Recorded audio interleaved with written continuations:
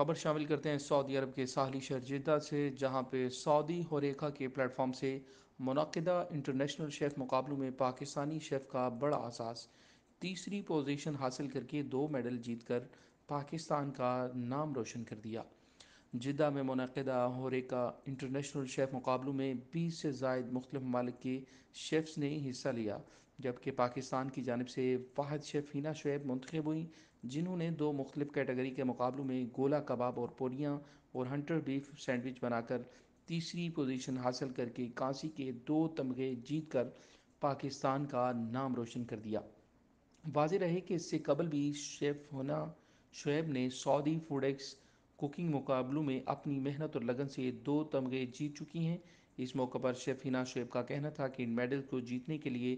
میری فیملی نے مجھے بھرپور سپورٹ کیا اور میں نے یہ میڈلز اپنے ملک پاکستان کے نام کیے۔ میں نے یہی سوچ کر اس مقابلے میں حصہ لیا تھا کہ جس طرح فوڈ ایکس میں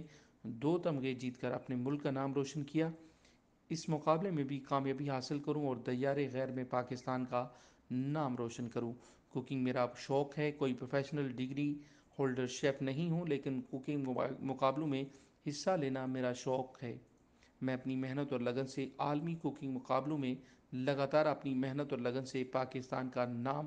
روشن کر رہی ہوں اور یہ سلسلہ جاری رہے۔